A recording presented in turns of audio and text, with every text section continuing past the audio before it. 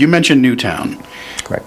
Were you surprised after Newtown, where there was so much sentiment in the country, to at least tighten up background checks, that there be more universal background checks? 90% of the country supposedly was in favor of that, once again, give or take. Were you surprised that Congress didn't act on that? And how do you feel about having universal background checks? Well, to begin with this, I was not surprised. You have children killed in a horrific situation. This country wants answers. They want to know why. Understandably so. I think we all do. I mean, these are our children. This is our future. And they're being gunned down by a dangerous person. Let's put it that way.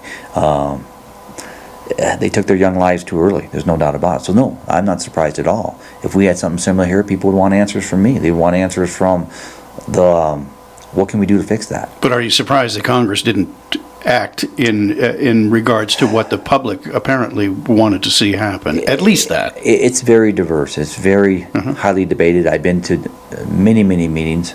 I can see the emotional side of this.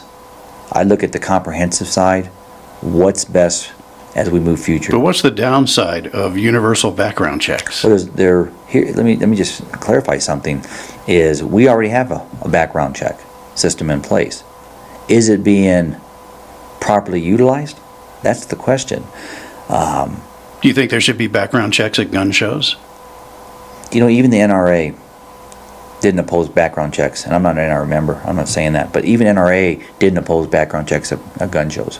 The issue is, and this is where I stand, is just like the laws on the books, just like and like I said, there are already background checks in place. Is it being properly applied? And the answer I would think you say is no. Well, where does it fall short? Well, obviously the governing agency that governs those background checks, which is your federal government, that's who's responsible for that.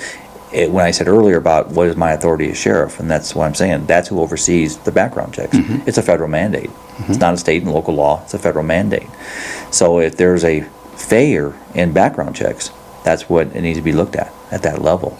Sheriffs don't control background checks. I mean, we do oversee them, we do sign off on them. I've had since all the discussion, the debate when it comes to, possibly seizing guns and all this, and I've said this before, it's the violence behind is what we need to be looking at.